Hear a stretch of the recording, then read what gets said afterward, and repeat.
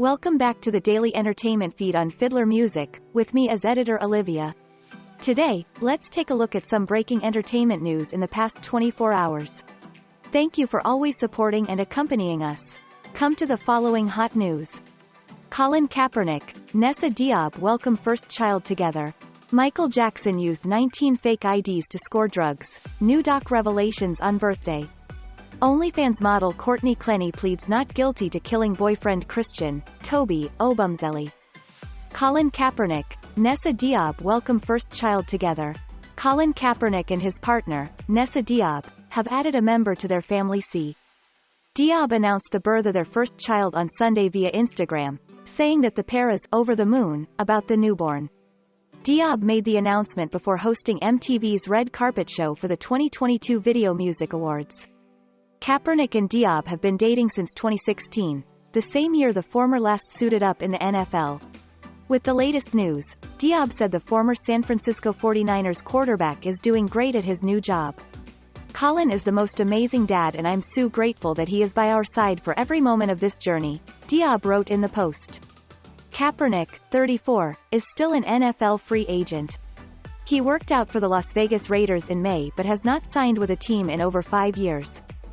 Michael Jackson used 19 fake IDs to score drugs. New doc revelations on birthday. The world stopped turning when news broke of pop legend Michael Jackson's death in late June of 2009.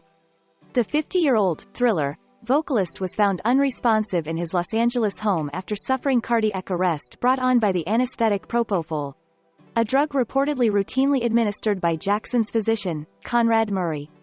The death was ruled a homicide, and Murray took all the blame. He was convicted of involuntary manslaughter and was sentenced to 4 years in prison, serving just under 2 behind bars. But Murray endured the brunt of public hatred even though Jackson, who would have turned 64 on Monday, was abusing drugs throughout much of his life in alarming doses and was allegedly easily enabled to do so by an array of other doctors, ones who never saw a day in jail after the King of Pop's death. It's a lot more complicated than just, Dr. Murray was at his bedside when he died, Orlando Martinez, the LAPD detective assigned to Jackson's death, says in the doc. Circumstances had been leading up to his death for years, and all of these different medical professionals had allowed Michael to dictate his own terms, get the medicines he wanted, when he wanted them, where he wanted them, Martinez maintains. All of them are the reason why he's dead today. Jackson had been taking the propofol in Gatorade-size bottles at the time of his death, according to Ed Winter, the assistant chief coroner for LA County. The medical community, in many ways, facilitated his obsession with the substance, according to Murray, who adds that propofol was the only way he could go to sleep, especially when he was getting ready for a tour. It was not a big deal. He had been using it for decades. Different doctors had given it to him from all around the world, and they allowed him to sometimes inject the medicine. Murray, who routinely administered it to Jackson, says. He was able to push the propofol himself, and the doctors allowed him to do it, and that was okay.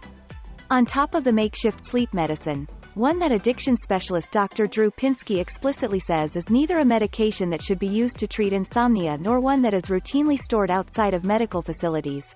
Jackson was also hooked on other drugs throughout his career, according to the documentary. It all began in 1984 when he suffered both second- and third-degree burns to his scalp during a pyrotechnic disaster while filming a Pepsi commercial and was given painkillers to recuperate. In Jackson's own words, drugs had taken over his life in the years that followed. I became increasingly more dependent on the painkillers to get me through the days of my tour, Jackson says in archived audio, explaining why he canceled the latter part of his 1993 Dangerous World Tour and announced that he was going into treatment. All that time on the road was misery for the star act.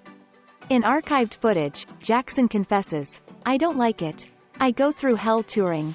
Things had only gotten worse in the years to follow as Jackson fostered a relationship with famed Hollywood dermatologist Arnold Klein, who died at age 70 of natural causes in 2015. Klein admitted to dishing out the opioid Demerol along with more substances to the superstar. TMZ executive producer Harvey Levin, to whom Klein confessed in a November 2009 interview, says it was routine for MJ to go get high on Demerol, for hours at a time, at Klein's office. Dr. Klein was more than happy to oblige and he justified with minor procedures, Levin says. And he did this over and over and over again. Jackson was taking Demerol at a whopping 300 milligrams at a time, according to Pinsky. The pop singer even mentions the substance in his 1997 track, Morphine. Debbie Rowe, Jackson's ex-wife who worked for Klein as an assistant for years, spoke only about the doctor and not of her late ex-husband. She says that Klein was known for doing unethical things to woo the Hollywood elite in his office. There were times he would write prescriptions for things that had nothing to do with what we were treating them for, Rowe says in the doc. He would write prescriptions that were not conducive to what a dermatologist would normally write a prescription for. She added that Klein was a person that you want to hang with because you're going to be able to get something in return. It was also revealed that as Jackson and Klein's relationship turned into more of a friendship rather than that of doctor and patient, the dermatologist allegedly kept fraudulent documents on the singer. Jackson had created 19 false aliases to collect different drugs, and Klein had kept a special book noting which prescriptions went to each fake identity, according to Winter. The way that Michael went about getting all these drugs was doctor shopping. He had multiple, different doctors that he was involved with, and he would go to Dr. A and ask for a sedative, and then he would go to Dr. B and may ask for the same one. Jackson's plastic surgeon, Dr. Harry Glassman, claims. Michael is responsible, to a great extent, for his own demise, but he certainly had a lot of help from the medical community. Murray, who admits to having deeply cared for Jackson, says none of that information had ever been shared with him. He made it look as though I was his sole physician. If I had known that Michael was going to a dermatologist's office or any doctor and being shot up or dripped up with opioids on a daily basis, there would be a two-step dance. 1. He has a problem. 2. I'll take you to where you need to be treated. And if you fail to do that, I am out, Murray says. Things reached a boiling point in 2009 when Jackson was readying for his "This Is It" tour as his behavior became a noticeable worry for director Kenny Ortega. There are strong signs of paranoia, anxiety and obsessive-like behavior. I think the very best thing we can do is get a top psychiatrist in, to evaluate him ASAP. There's no one taking responsibility, caring for him, on a daily basis, Ortega wrote in an email of concern during rehearsals. OnlyFans model Courtney Clenney pleads not guilty to killing boyfriend Christian, Toby, Obumseli. Courtney Clenney, who models on OnlyFans as Courtney Taylor, pleaded not guilty to the murder of her boyfriend Christian, Toby, Obumseli 4 months after his fatal stabbing. Courtney Clenney has entered a plea in the murder case of her late boyfriend, Christian, Toby, Obumseli. The OnlyFans and Instagram model, who professionally goes by Courtney Taylor, pleaded not guilty to 1 count of second-degree murder with a deadly weapon on August 18, according to online court records reviewed by E! News. Per the records, Clenney submitted a written plea and her arraignment has been scheduled for August 31, 4 days after she was denied bond in her first court appearance. The 26-year-old is accused of fatally stabbing her boyfriend Christian on April 3. According to the Miami-Dade Police Department, officers responded to a domestic violence incident around 5 p.m. local time and found Obumseli, 27, suffering from an apparent knife wound upon arrival. He was transported to Jackson Memorial Hospital, where he died of his injury. Clenney was arrested in Laupahoehoe, Hawaii, on August 10 in connection to Christian's murder. However, the model has maintained that she acted in self-defense, with her lawyer Frank Andrew Prieto telling E! News earlier this month that there was clear evidence Clenney had been defending herself on the night of the stabbing. Obumseli attacked her and choked her that evening. Courtney had no choice but to meet force with force, Prieto said in a statement issued on August 10. There is no doubt the two of them had a tumultuous relationship. Moreover, there is evidence that Courtney was a victim of physical, emotional, and mental abuse at the hands of Obumseli. Prieto added that Clenney was seeking treatment for her PTSD and related issues to this case, at the time of her arrest and, "It is an absolute injustice to charge a victim of domestic violence and human trafficking with a crime. We will vigorously defend Courtney," his statement read, "and clear her of this unfounded and baseless charge."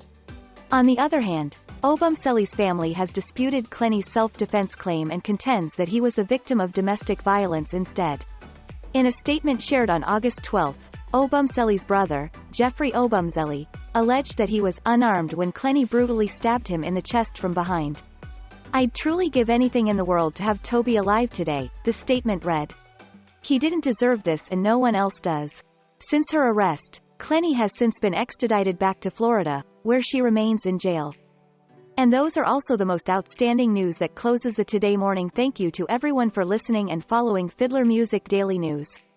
If you find the video interesting and useful, please click like and subscribe to our channel so you don't miss any of the latest entertainment as well as celebrity